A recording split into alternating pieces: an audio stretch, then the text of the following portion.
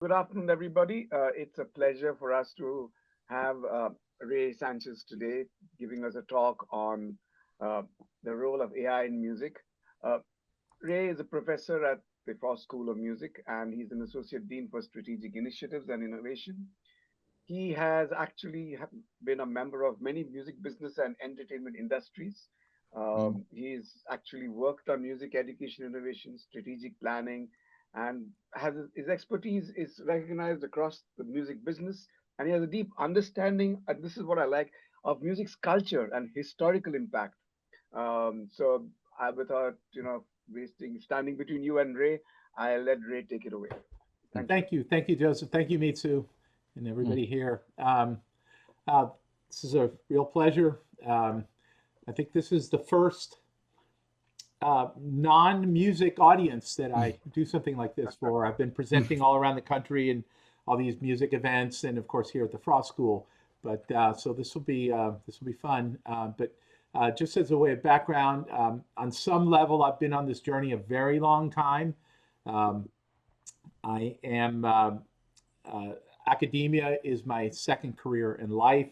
I was a fully self-employed freelance musician, musical director, producer, um, publisher, composer, on and on for many years. And I still do a lot of that. In fact, I'm still making music. But I was always intrigued with the idea of machines helping me do what I do. I was a very early adopter in the technologies that revolutionized this business, like MIDI and then digital audio workstations and things like that. And in the early days, especially of MIDI, which was a protocol that, had drum machines and synthesizers and computers all talking to each other, there were some attempts by programmers, very creative programmers in those days, to come up with tools that would actually help you make the music, not just manipulate and edit it. And I still actually have some of those programs. I still have the very first computer I ever bought at home. I guess if I put that floppy in there, it'll fire up. I should try it one of these days. But I've always been intrigued with this notion. And so around 4 years ago, when AI in music started to make some noise, if you will, I started to very carefully pay attention. So this conversation today is really going to be very much about my journey and what I'm doing right now and what I think the future is. And I'll welcome, a lot of questions and stuff, after. But let me, without further ado, let's just get started. I'm going to share my screen here. Here we go. Okay, and all right. So the future of making, teaching, and learning music. Um, yes, I'm Ray Sanchez, Associate Dean, Strategic Initiatives and Innovation, and this is Exploring AI and Music. And I'm going to start with kind of a famous quote by a 20th century musician named Milton Babbitt. He was a classical composer.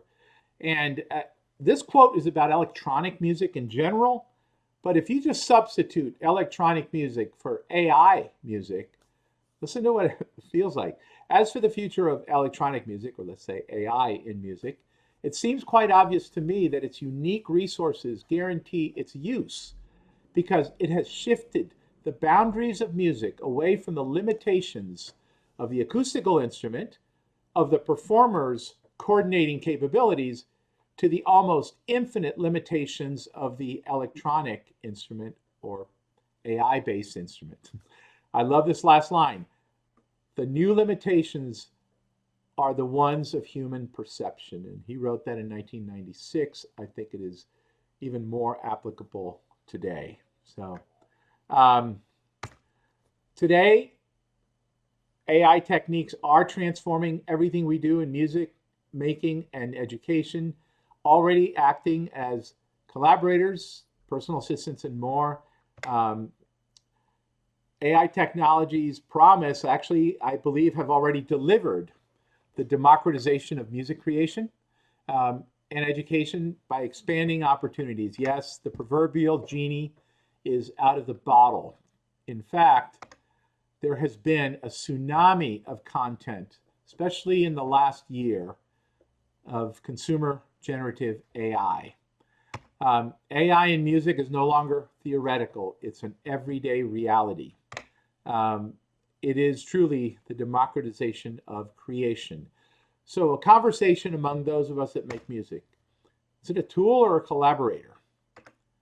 Well, AI can feel like a collaborator in certain creative and complex workflows. I can attest firsthand to that. Brainstorming ideas, editing, writing, composing music. So when it's engaging in a back and forth process that mimics collaboration, um, it is really like a collaborator. It does, of course, lack consciousness, intent, and independent agency. But in fact, I believe that AI is actually both a tool and a collaborator. A tool when we want precision, and a collaborator when we're engaging in the iterative, creative, back and forth process. So, I want to talk about first AI as a creative partner. And I use this term's been floating around a lot, interdependency, AI as an artistic ally, and AI as a utility. So again, collaborator tool, those two things. These are two tools that I use that are actually also collaborators. At the Frost School, we have relationships with both of these companies. One of them is pretty well known right now, Suno, because they're getting sued by everybody. And by the way, as an aside, I teach the graduate level music copyright law class, so I fully understand the issues involved. And we can have that conversation later. In fact, we will. It will be part of this presentation, but we can elaborate on that. Right now, I just want to focus on the tool itself as opposed to the issues surrounding it. Moises is very similar, but with a difference. They're not getting sued because anything that they have trained, any data they've trained on has been licensed or is in the public domain. So they've taken a different approach altogether. So I want to show a little bit what is done with AI as an artistic ally, and I'll give personal examples. Generate melodies, harmonies, rhythmic patterns based on prompt styles, existing tracks. Artists use this as a starting point to break creative blocks and to explore what if scenarios. This is a huge part of the creative process. In fact, the hardest part of the creative process is just starting. So there are some special tools in addition to the ones, Moses and Suno, of course, but Ava was one of the very first ones out there. In fact, it's the first one that I ever used. They've been around quite a while. 11 Labs has made some noise in the last couple of weeks, as you'll see a little bit. But I want to show you some examples of what I am personally doing with these tools. I'm going to play 3 compositions of mine, songs. By the way, my music, I come from the pop world. In my other life, I was musical director for some very big Latin pop artists. Most of my recording career has been in popular music. And even though I lean a little bit towards the jazz side of things, I'm squarely and unapologetically a pop musician. So I'm going to go in reverse order here. I'm going to start with this this track here, Summer of '85. This happened last year. This is a collaboration that I did with Suno. I'm going to play a bit of it. In fact, I'll probably play all of it. This is my SoundCloud, which is what I use as a music server. Oh, is it going to make me log in? It shouldn't. I've already logged in.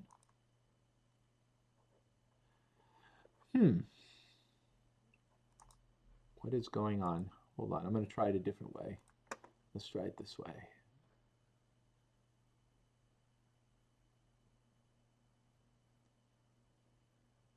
Okay, yes, I have to log in. Excuse me a second. Actually, continue. All right, once I'm logged in, it won't make me log in again. Okay, um, here we go.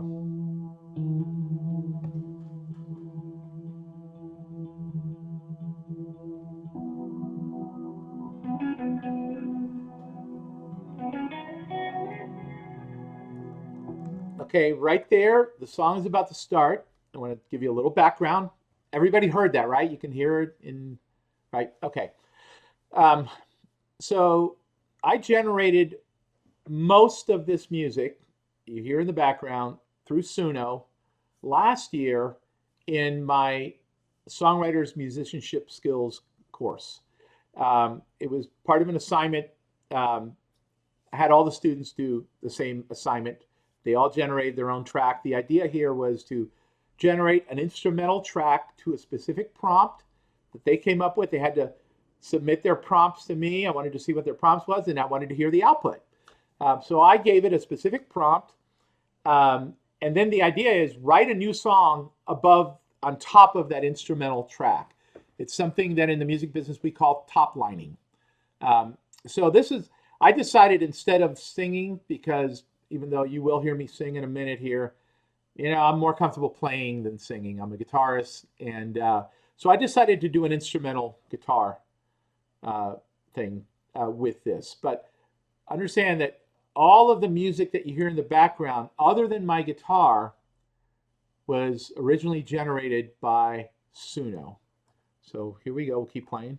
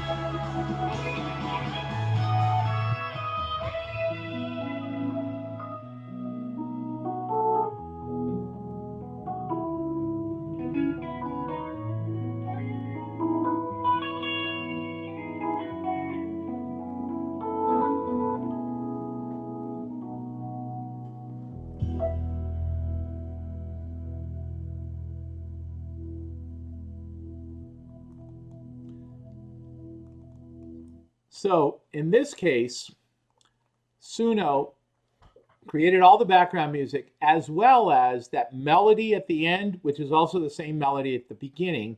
At the beginning, I played the melody on guitar. At the end, the piano played it, and I just improvised over it. The melody in the middle with my guitar, that's me. I made that one up because it didn't actually have anything. It just had the big rock thing, but it had no melody there. So I made that. And then, of course, the guitar playing is all me, but everything else originally came from Suno. I did support the drums because I didn't like the drum sound Suno gave me, but I was able to download the not just the drum tracks from Suno, but also the MIDI from Suno, and basically just recreated it with my own drum kits. And I also didn't like the bass sound that Suno gave me, so I replaced it with my own. But that, what you heard there, is 85% Suno. The the funny thing here is not so much. I like the track. By the way, I don't think I'm ever going to release it. You all are hearing it. I'm only showing it as part of these demonstrations. Um, but it's the prompt that I gave it that I find interesting. Well, not the prompt, the result of the prompt. So here, the prompt that I gave it went something like this: create for me a K-pop style dance track somewhere between 128 and 135 BPMs, beats per minute, in the key of A major or F sharp minor.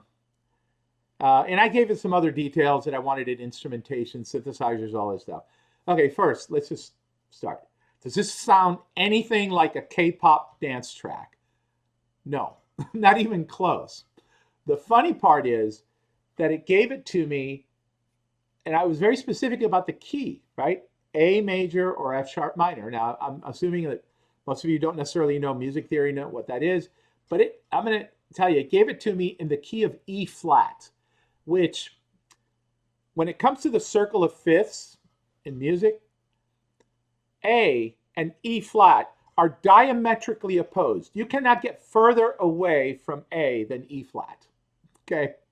Now, if anybody happens to have perfect pitch on this call, you'll know that I transpose this up to the key of E because I'm a guitar player, and we like key of E better than we like the key of E flat. But other than that, that was the only change I made. But I had the opportunity about a month after this to meet with one of the co-founders of Suno. He came to campus, and we did a presentation. I presented an earlier version of this at that meeting together with my students, and the students had all done the same assignment, except most of them sang over their tracks.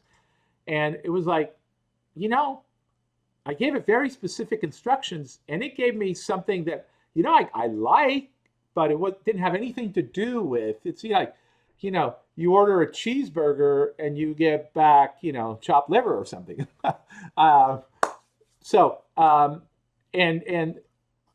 They acknowledged that at that time, in all fairness, this was a much earlier version of Suno. I am going to try in the next couple of weeks, I just haven't had time, the exact same prompt in the latest version of Suno and see what it gives me. I'm pretty certain it'll be far closer to what I was looking for back then. But this is what I call one of those happy accidents, because I really like what it gave me. Something that I'm using Suno for right now in my workflow, in my own personal, professional workflow, is generating vocals. I'm going to play a track, a little piece. I'm not playing the whole thing, just some parts of a track from a new record that I'm making. This will be released sometime next year. Understand that every vocal part that you hear on this track was generated by AI. The rest is human. It's all me. Oh yeah, close that out. All right, so here we go. Everything you're going to hear here that is vocals, and I'm just going to skip around a little bit on the track so you can hear it, is AI.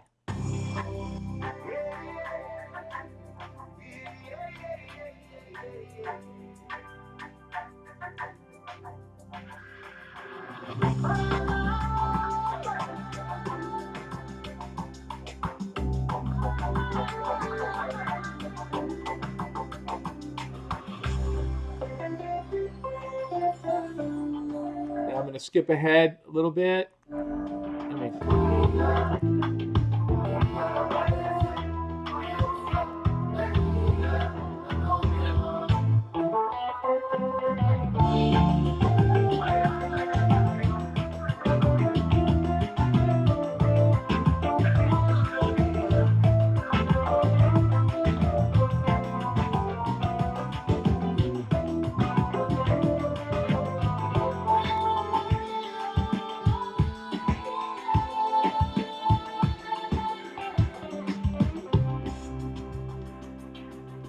And I'm going to skip ahead a little more here.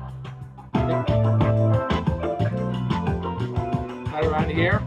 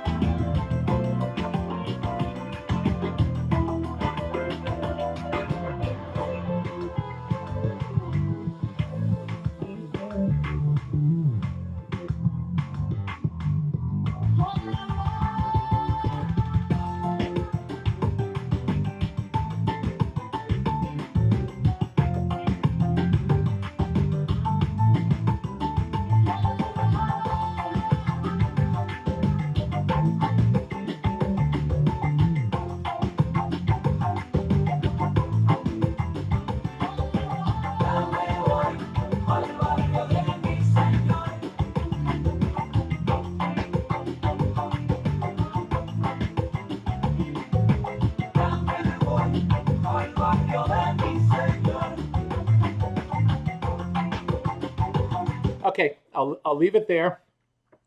I've had a lot of fun working with this track. Uh, all of the music is human. I wrote this song, this tune, last summer. Actually, I do a residency every year in Aspen for a big music event that happens there in the summers, and I wrote most of this in my hotel room. Um, uh, all of the music is me and in collaboration with a colleague who teaches at University of Florida. He's the flute player on there. He's also playing bass and piano, and the rest is me. So on the music side, 100% human, but I've I wanted to add some kind of vocals to this, but I didn't. I never wrote lyrics for the song. I never intended to, but I wanted some kind of background vocals. And I know I in the old days I would have just gotten my microphone over here and just started trying out different things and layering my voice. It would have taken hours. Instead, I was able to go to Suno, type in lyrics that I wanted, give it the melody, and in fact, the melody I gave it from an instrument, just little simple MIDI instrument. I didn't even sing it. I just gave it a little melody, and then I started asking for variations, and then I started asking, okay, make the singer sound like a Cuban salsa singer. Make it sound like flamenco, group of flamenco singers, Spanish type sounds. It was a lot of fun being able to start to hone in on the tones that I wanted, but it kept very true to my original melodies, and of course kept my lyrics. I was giving it lyrics in Spanish, even in Spanish dialect, which is not even regular Spanish, and it performed very well. This is a work in progress. You all are hearing this kind of. I'm about 2/3 done with this. When it comes out on the record, it'll be different. I'm sure not necessarily everything will be there the same way, but I have some more ideas. But this is one of the most powerful uses that I've found for this tool is just to go the back and forth. Oh, let me try this. What if I do this? And then when I asked for variations, it would give me things that I hadn't thought of before that I thought, oh yeah, that's cool. Which is the same as when I'm working with a singer in the studio. Finally, last thing I'm going to share. This is also something that is never, it will probably never be released. If it is, it will be fully human. This song is 100% mine. I wrote it in 2008. In fact, the demo that you're going to hear is mostly from 2008 with some additional edits that I did in 2012. It's one of those things, by the way, songwriters, producers, yeah, we have works in progress that can go on for 20 years or whatever. That's not unusual. But I always thought, boy, this song could be cool as a duet. So I got the idea of trying to generate a duet vocal with me, a female vocal. I'm singing on this. This is my demo voice. My voice, I think I recorded it in 2008. Let me just play it. I'm going to play most of it. And then we'll talk about the process. But know that the female vocal here was generated by Suno.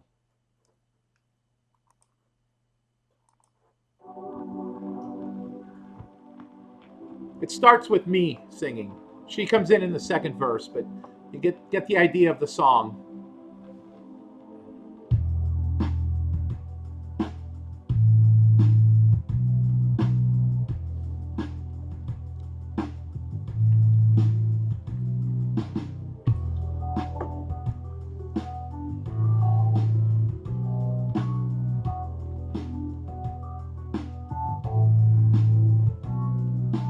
Sits alone tonight at the corner of a bar.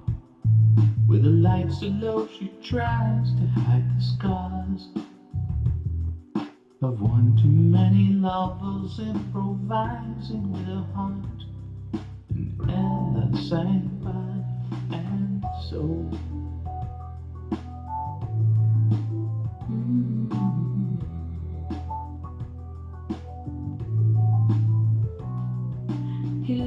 across the room feels like he's been there before. Is it that old familiar song or something else? Is that someone he might know staring back at him while Ella sang body and soul? He sits down beside her and buys her a drink. She quietly thanks him but doesn't know what to think. They find it so hard to believe, to conceive that this just might be the real thing, just might be forever tonight.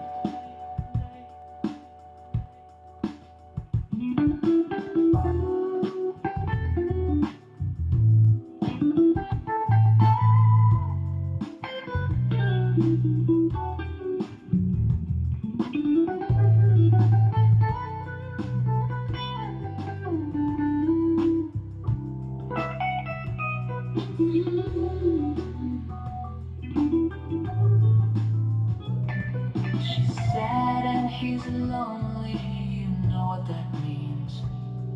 They spend their time hoping that it's not what it seems, pretending this moment's unending, intending for this to be the real thing, for this to be forever tonight.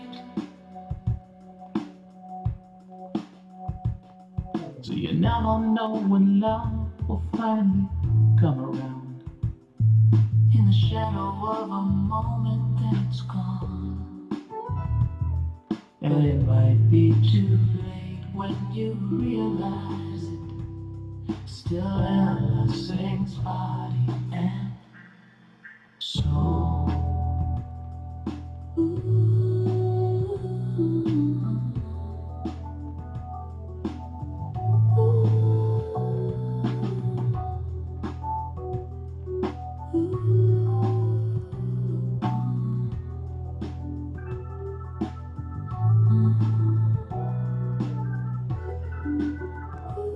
Okay, I'll stop it there. Um, that the entire female vocal was generated through Suno based on my vocal. So I uploaded just my vocal track, asked it, prompted it to, I actually did several prompts. I tried different styles of vocals. Actually, tried with some male vocals, but then I said, and gave it descriptions, 60s R&B singer, all different types. Then I thought, let me see what it would sound like if I put in 1940s female jazz singer. And it gave me this one and another version as well, two different voices.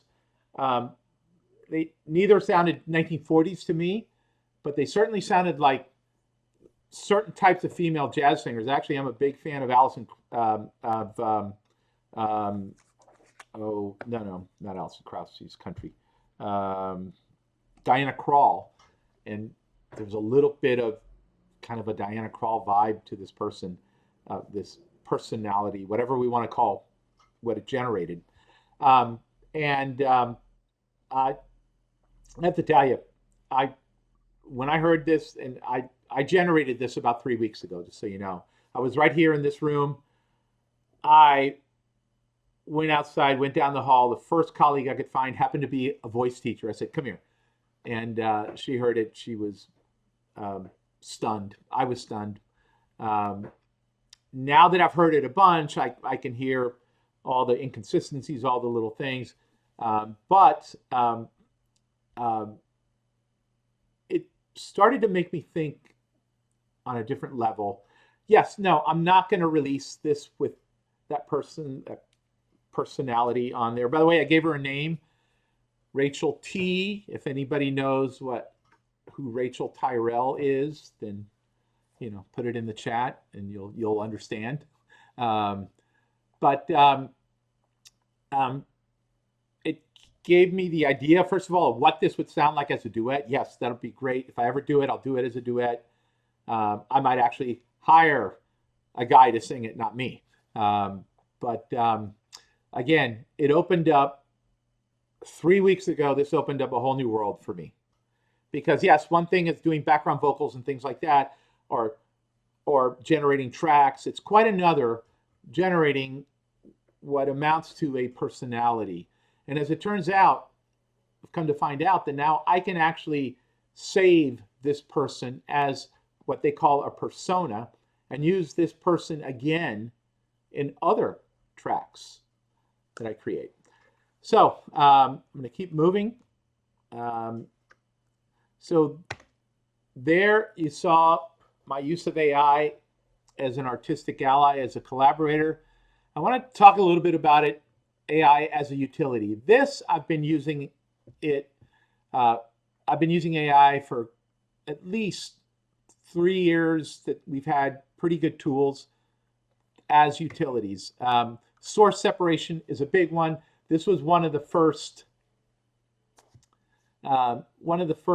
holy grails, if you will, because now you can remix albums where the original tracks are lost. You can separate all the sources and then put them back together again.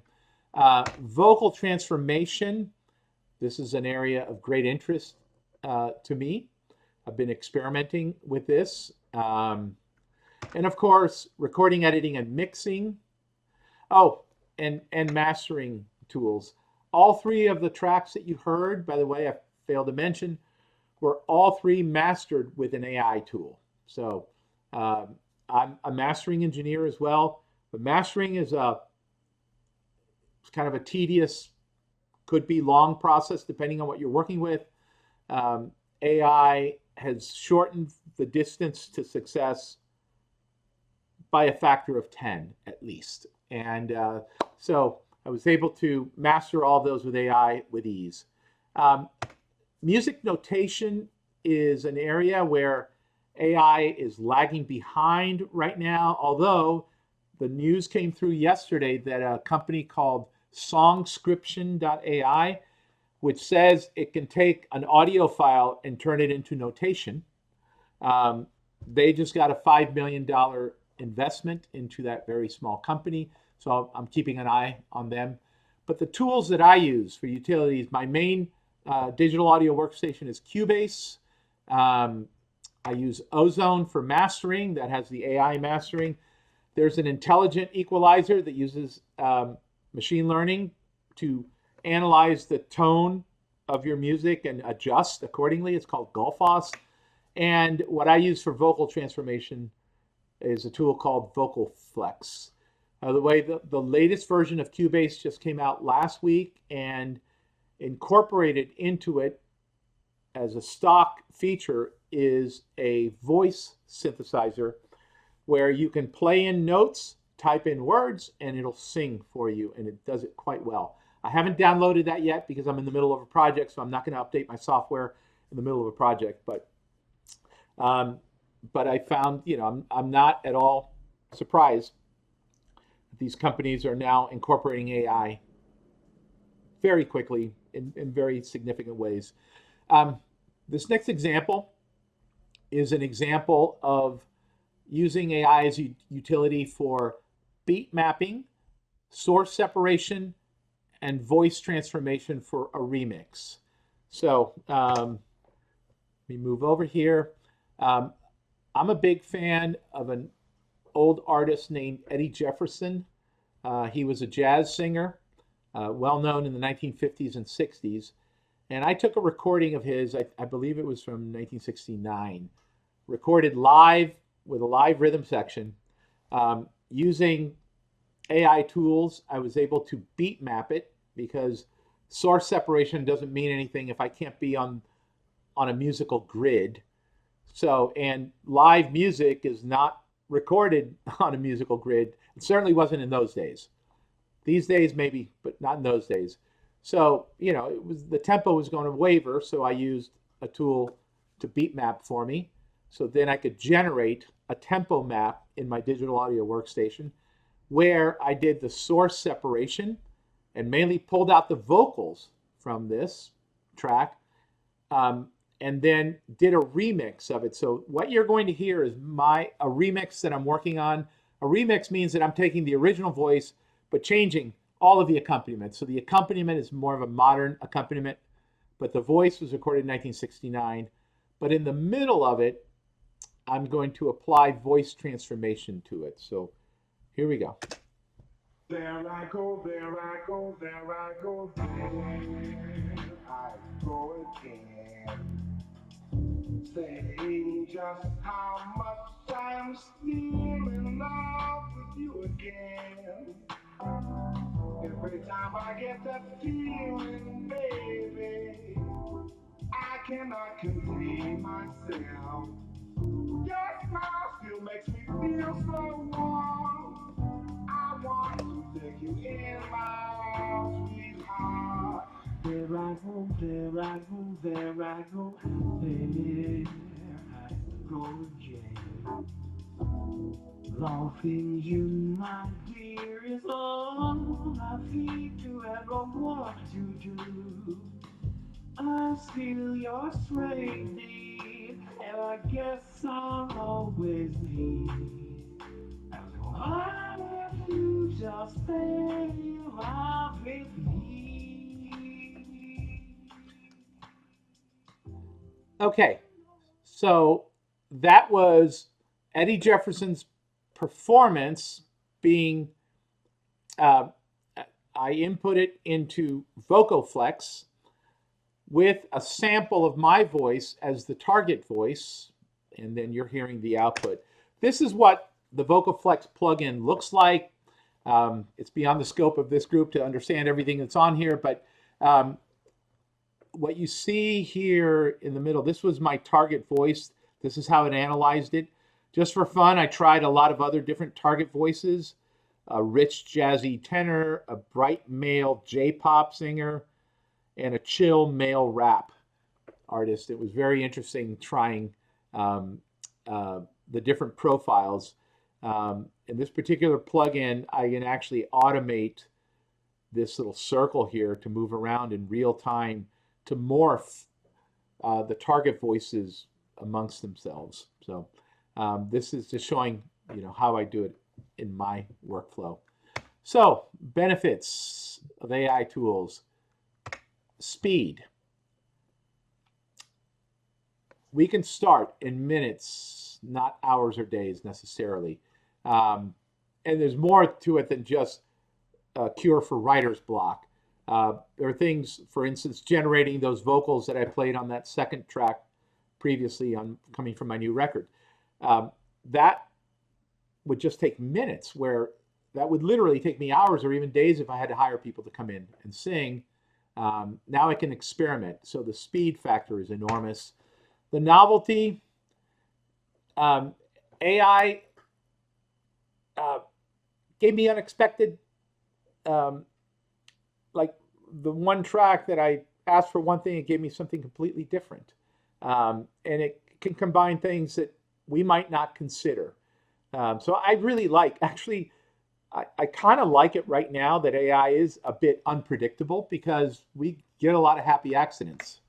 Accessibility lowers the technical skills barriers. Yes. One of the things I'd like to start doing is writing some code.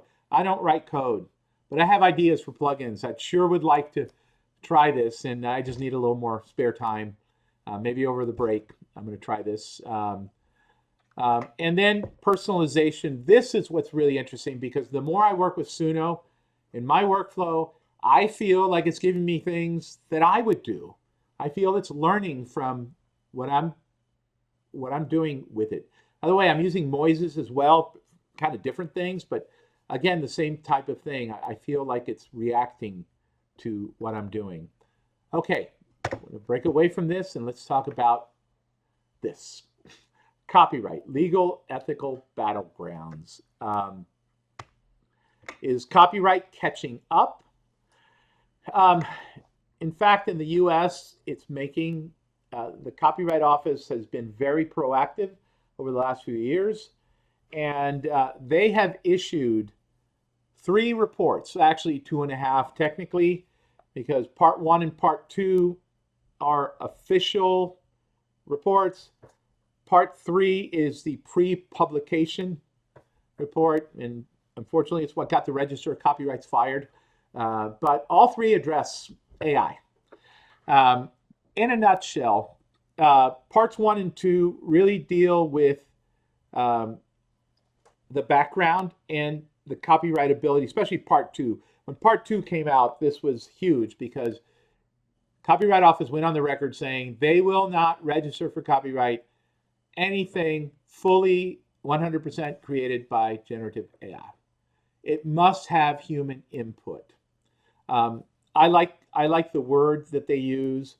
They say they will register for copyright anything that is in collaboration with AI and humans, but they will not register anything where AI is a stand-in. They use that phrase, a stand-in for human expression. So that, for now, I think is a very good thing, because then generative AI is just basically sort of like the public domain. It's out there for anybody, and we can do whatever we want with it, and what matters is what we do with it individually. Part 3 is the controversial one. They basically said that they don't believe that training is fair use, but that's their opinion. They don't get to make that decision. That decision will ultimately be before a judge if it ever gets there.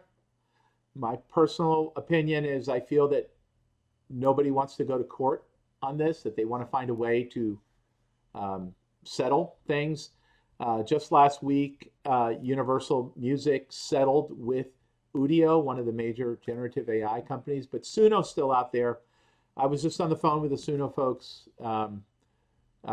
last Wednesday. We did not talk about this. We were only talking about the operational things, but it's very clear. They're going full speed ahead. They're valued right now at over $2 billion. So unlike Udio, that did not have anywhere near that valuation, I think they're looking for a different kind of deal. But I am thrilled that the Copyright Office has been proactive on this.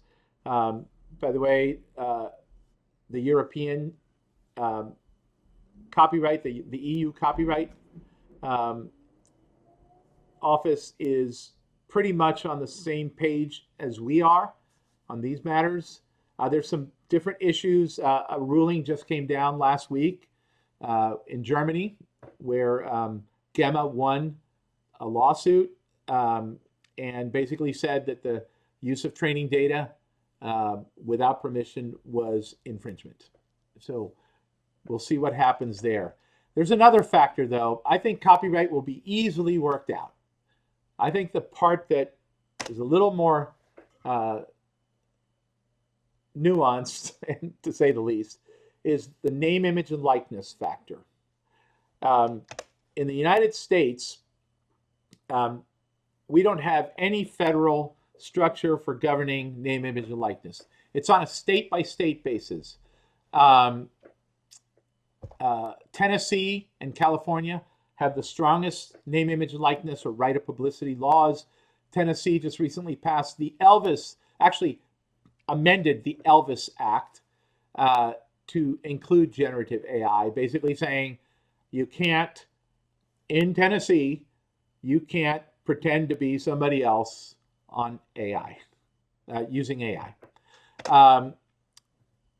There is, and I'm glad for this, the Take It Down Act, which, even though it doesn't directly affect name, image, and likeness, is really an important piece of legislation that addresses fake videos, deep fakes, things like revenge porn and things like that, where people are, doing very unscrupulous things with AI. Okay, so that's kind of where we are, but in general, we don't have a federal infrastructure governing name, image, and likeness. I think this is something that hopefully comes out of our current situation.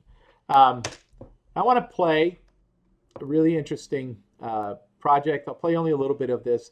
This came out 3 years ago. It was incredibly controversial. And I'm sorry, I think YouTube is going to, even though I have the premium, when I embed it in PowerPoint, it's going to play ads. So let me see what happens. Yeah, I'm sorry.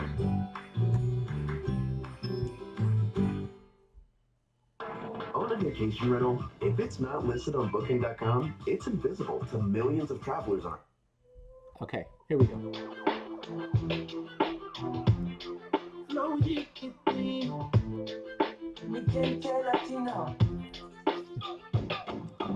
I don't expect you to take me back or even call me.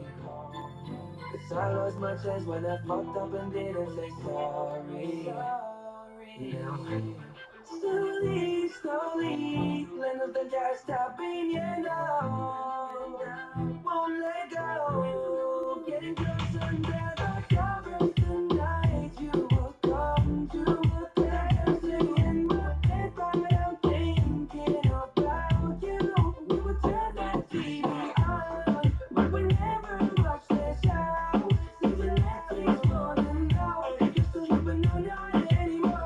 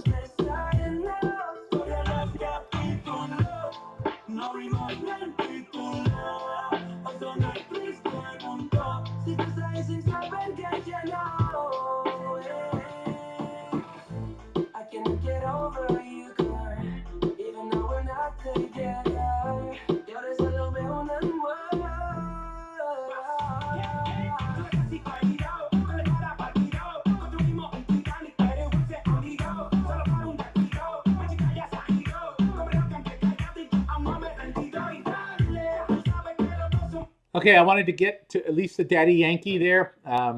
You can watch the whole thing. In fact, there's a bunch of things on this channel. This is an artist named, it calls himself Flow GPT. He's got a YouTube channel. He's got a bunch of videos like this. This came out, I think it was 3 years ago now. What's amazing here is that there's nothing illegal here at all. All of this music, 100% of the music, was created by the songwriter producer behind this project, a guy named Mauricio Bustos, who's a Chilean singer-songwriter. He's in his 30s. He's been out there trying to make it for years, and then AI comes along, and he realizes, oh, I can do a parody of Justin Bieber, Bad Bunny, and Daddy Yankee. Let me tell you, it takes a lot of talent to be able to write music like this that really kind of sounds like something that those artists would do, and to perform in a way, because he's still, that is actually him performing, Mauricio performing there, but of course using voice transformation software to sound like Justin Bieber, to sound like Bad Bunny, to sound like Daddy Yankee. The guy's very talented, because AI is not going to, at least AI 3 years ago, was not going to make you perform like these artists. So, so that's what's amazing here, is that, again, all of this belongs to this one artist, but he created this product that, you know, made him an international name, mainly because Bad Bunny really freaked out about this. Apparently Justin and Daddy Yankee didn't have as much of an issue with it, but Bad Bunny did. So that's something that we can think about. We'll talk about in the Q&A afterwards. But I want to keep going on this subject. Sorry, let's go. Because is there a new business model evolving here? The market is absolutely evolving. Like I said, Audio partnered with Universal Music Group last week. It wasn't just to settle a lawsuit. Universal wants in on AI. They want to give tools to artists. I think it goes beyond that. And I think the next two slides will kind of show it, because I feel that this technology is evolving into the creation of new assets. So here are two that you might have heard of over the last few weeks. An AI singer, Zania Monet, charted on Billboard. Currently, she's number 30 on Billboard. She signed a $3 million deal just last month. This is her quote-unquote Instagram page. Let's listen to a little bit of Zania Monet. Hello traders! In this video, we're going to introduce the Smart AI Indicator, which we developed in partnership with OpenAI. Now, sorry. There we go. Here we go. Oh, come on.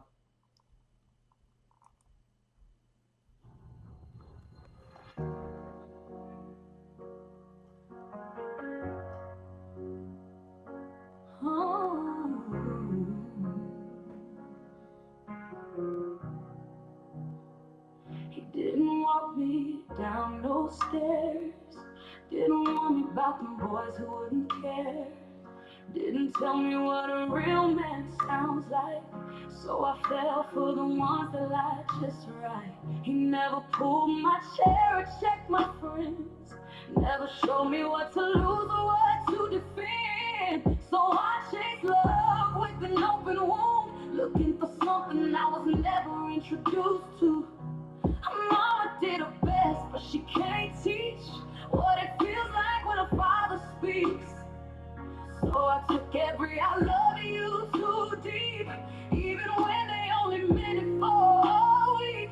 How was I supposed to know what love looked like when daddy never showed me what felt right? How was I supposed to set the bar when I ain't never seen no man fight for my heart? Now I'm learning through heartbreak, piece by piece, trying to be soft in a world that's been hard on me. I ain't bitter, just broken in places you can't see. How was I supposed to know if he ain't teach me? Okay, I'll just go up to there. The irony is the video is 100% human, but all of the music that you heard was AI. Now, Zania Monet is the brainchild of actually a poet, a lyricist and a poet from Mississippi named Taisha Jones. All of the lyrics are original. They're human. AI doesn't write lyrics that well. I have to tell you, I'm a songwriter. It's not there yet. It can't write lyrics like that. Those are really pretty darn good lyrics. So all the lyrics are human. I guess under the rules of the Copyright Office, they would register this because it is human. At least the lyric portion. Maybe they register at 50%. I don't know how they would do it, but when this, the fact that this artist that is the creation of a producer gets to sign a $3 million deal tells me, there's something going on. Has the world of fictional characters finally come to music? Yes, Disney has Belle, has Little Mermaid, has on and on. Are we seeing that in music right now? There's another one. You might have heard of this one. This is 2 days ago. AI country singer Breaking Rust tops Billboard with Walk My Walk. Okay, let's hear a little bit of Walk My Walk. And I'm sorry, skip over the ad in a second. Opioid addiction gets between you and what you love. Once monthly supplicate.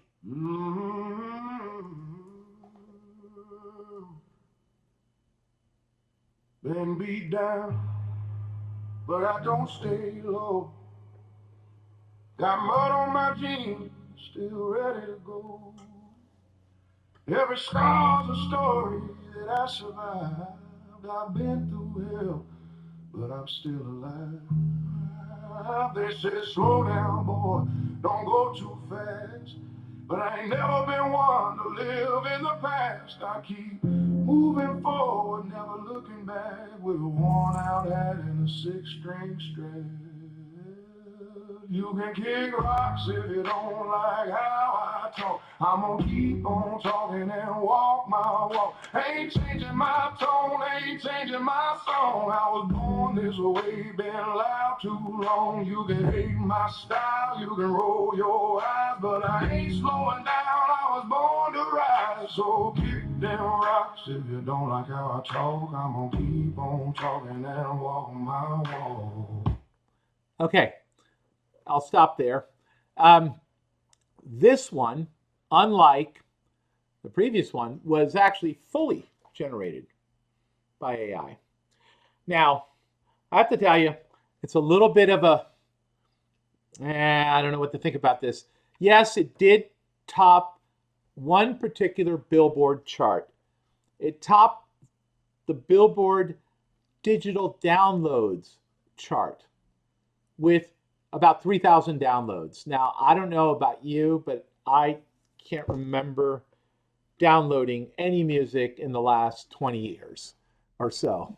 Well, maybe 20 years ago I might have, but certainly since streaming has become a thing, I haven't downloaded anything. Once Spotify came along and other streaming services, it doesn't mean much. Yes, he does have 2 million monthly listeners. Well, this artist, it's technically a band, Breaking Rust. 2 million monthly listeners on Spotify, 35,000 followers on Instagram. But how he got to a number one position is with just 3,000 digital downloads. I don't know, maybe it's, the suspicious, my suspicious Cuban nature. But at 99 cents, that's less than $3,000. To get this much publicity, Newsweek, San Francisco Chronicle, New York Times, on and on, that sounds like a pretty good deal to me. But what's funny is this song, yeah, it sounds like so many country songs out there. There is, however, an artist, an actual musical artist behind this artist, and it's a singer-songwriter named Reynaldo Taylor. That is who created this. So I find that interesting as well. Somebody that on their own, I don't know how much success or not they've had. I've certainly never heard of this person, but now I have because of this. Finally, and we're getting the end. So is this a new business model?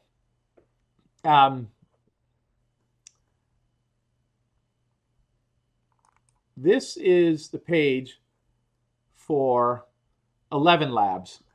I mentioned 11 Labs before. They made news just a couple days ago when a couple of very famous people, Michael Caine and Matthew McConaughey, licensed their voices to this company. You can come on here right now and license any of these voices. This is my favorite one, Alan Turing. How fun to have that there in an AI context, of course. And yes, I would assume my engineering colleagues would know who that is. I have to explain who that is to others. But yes, Art Garfunkel, Babe Ruth, Amelia Earhart. Well, that's interesting. I would assume that some of these older ones are they're getting them from the public domain because sound recordings prior to 1925 are public domain now, as are broadcasts from that era. So, but you can come on here and legally license any of these voices, and these artists or their estates will be paid. New businesses as a result of AI. Finally, a call to action. And these are important questions. I don't have answers, but I think that we have to still consider this. How do we promote, preserve proliferate human art in the age, or in an age of essentially infinite content? And how do we meaningfully incorporate these technologies into our curriculums? I'm very passionate about this last one. I'm presenting next week at the National Association of Schools of Music exactly on this topic, because if students aren't fully engaged and able to work inside this space in this new era, they're going to be left behind. So the present, I believe, is augmentation. It's a famous quote from the CEO of Google: "The future AI is not about replacing humans; it's about augmenting human capabilities." A lot of what I presented today is at this link. If anybody wants to grab that, this is kind of a living document of. I'm doing a series of forums for the College Music Society, and I keep adding to this document, so you can look at it and refer to it every couple months or so, and there might be some new things on there. So with that, I can stop sharing, and we can go to our. Okay. Hey. Thank you, Ray, for this thought-provoking talk. And we have a couple of questions in the Q&A. I don't know whether you can click on the Q&A. I'm pulling them down. Sorry, I have 3 screens, so I don't mean to look away from the camera that much. Yeah, I'm looking at a couple of questions here. Mm-hmm. Both from the same person, anonymous attendee. Mm-hmm. In Nuevo Reparto sample you played, the female voice sounded very similar to almost Shakira. Actually, that was a Nuevo Reparto. That was Ella sang Body and Soul. Oh, that's interesting. I never thought of her sounding Shakira-like. To me, she had a little bit of a Karen Carpenter quality, a little bit of a Diana Krall quality. But the question still remains: is this the issue of artists having the platform, or is it broader? I think, as we're seeing there towards the end, I think more and more artists are going to, if they're comfortable with it, going to use their name, image, and likeness, and that includes their voice, as an asset. We're already seeing that with people that make their living speaking. Will singers do that? That's an interesting conversation. And will singers' estates be meaningful? Be like open to that idea? Can there be a brand new Prince song? I'm using Prince because Prince was. I would be, if that happened, I'd be shocked because he didn't like anybody doing anything with his music, but or a new Hendrix song coming out. And then finally, voices are often used for security, authentication, banking. This is a huge issue. OpenAI recently sent out warning that AI largely defeated the security-related voice authentication. Yeah. How would an artist be able to prove what voice is AI generated versus their future? Okay. I think there are some possible solutions here. The VocalFlex, which is the vocal transformation plugin that I use, I specifically picked it not only because it's pretty cool technology, but because I like the ethos of the company behind it. I had to have a security check before I could buy the plugin. I actually had to prove that I was me. I wasn't too thrilled about having to give, driver's license and that type of thing to a company outside the country. But otherwise, I couldn't buy the plugin. And all of the output that comes out of that is actually, there's metadata in there that says it's me. So if there, again, and maybe this is part of a larger name, image, and likeness regime, if there's a requirement that metadata needs to be connected to all of this, maybe that's a solution. And any file that doesn't include that metadata is just not accepted, period, in a security situation. that could be a thing. That's one. I've been thinking a lot about that. In fact, first anymore, I don't answer phone calls that I don't know who they are. But if it's a number that keeps calling me for some reason, I think there might be an emergency. I use the Google answer now.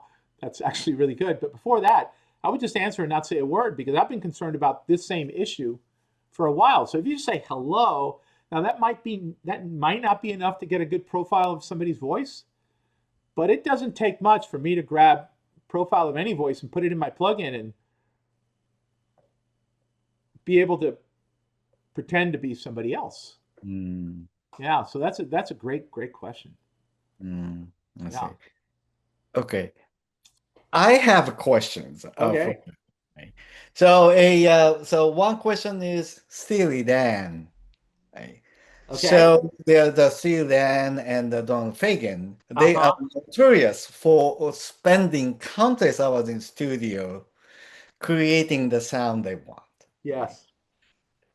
And using lots of drummers until they find the sound. Actually, they fail the sound, so they use this Wendell drum machine, right? In creating a gaucho. Yeah. So what do you think? So will say AI eventually help through say prompting people like Siri Dan to arrive at the sound that they are looking for much say quicker. Yeah. Yeah, I can imagine, I'm not sure that Donald would be using this, although he might. Don't know. And I'm a huge Steely Dan fan, huge Donald Fagen fan.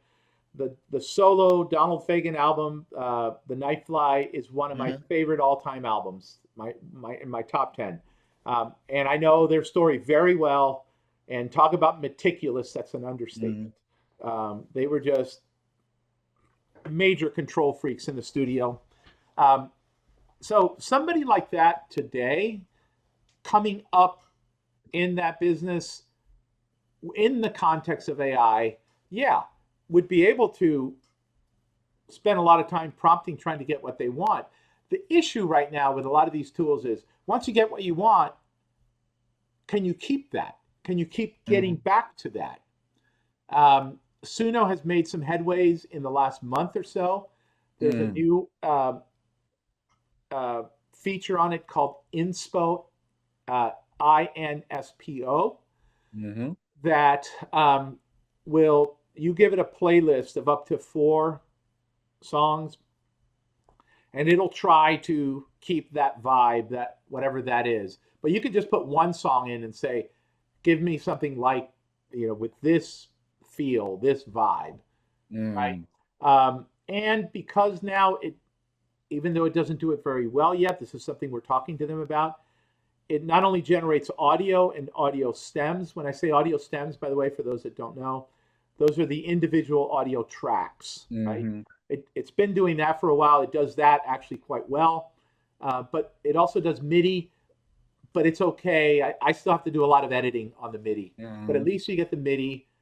And once I have MIDI, then I have data I can work with. Once I'm in MIDI, I'm good. Audio requires more manipulation and whatnot, but so it's getting there. I feel these tools are going to be able to replicate what they're doing. It's just a matter of time, and I don't even think it's years. I think it's months or even weeks. Yeah. I see. So my second question is, the other day I was talking to a scientist. And so we are discussing how papers are published in science, right? So you have experiments and data, and there is a process of writing papers about, let's say, discussing the processes, what you see in the experimental result, and writing summary, and so on and so forth. I was saying in the future, maybe you publish a paper using the introduction and the description of what you did and what you obtained. Then there is an AI reader generating a text for you to read that is customized to your knowledge level. Wow, that's really interesting. So in the same vein, I was wondering whether it's possible to deliver music in such a manner. Yeah. So here is right, let's say 64 tracks. Mm-hmm. And here is not even the 60 tracks. So here is a prompt and lyrics that generated this music. Mm-hmm. And you receive this, and you provide your own prompt on top of what you already have. And then it creates a music that matches your taste. Yeah. I think some of that is already here. You can pretty much customize. It will learn your taste. If Hmm. you just interact with Suno, and I'm not even talking on my level. I'm talking about just a regular consumer level. Going in and like just last month, I was visiting my granddaughter who happens to be a Halloween baby. Hmm. Um, and a couple days before Halloween, we were out there carving pumpkins and stuff. And I just said, hey, do you girls want to write a song about pumpkin carving? And of course, I go on my app on Suno and write a little, put in a couple of prompts, and boom, like 2 minutes later, we have a couple of options, and they were so happy and everything else. If a regular consumer keeps doing that, it will start to learn you, and it will start Hmm. to then give you just like Spotify does recommendations Right. Hmm. based on what you do. But something you brought up is something that we talk a lot about in music circles. For example, Mitsu, am I correct? You play the cello, right? Or The bass. the bass? Okay, okay. I didn't. I knew it was a big string instrument. Okay, all right. Okay, so imagine um, a tool where uh, you're taking lessons and the repertoire is being, prescribed to you by the professor.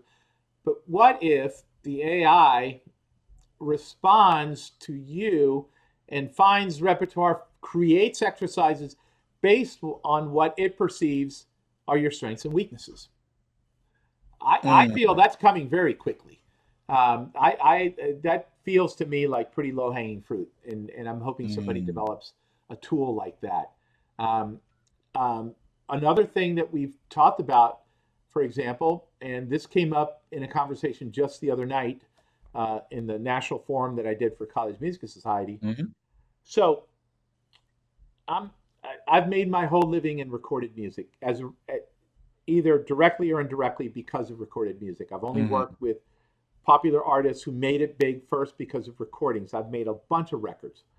I love recorded music. Recording was, up until this point in history, by far the most disruptive innovation in the history of music because it allowed for something that was prior to that, by its very nature, ephemeral, just in the Mm. moment, air, basically vapor.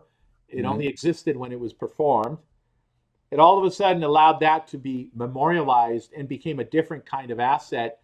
So music, instead of just being something that lived in the time domain, suddenly now, because now you have a record in your hand, lives in the domain of space as Mm. well. And every time you play that performance is exactly the same. Mm. Whereas live music, by its very nature, is always 100% derivative. You can Mm. never play the same thing twice the same way, no matter how hard you try.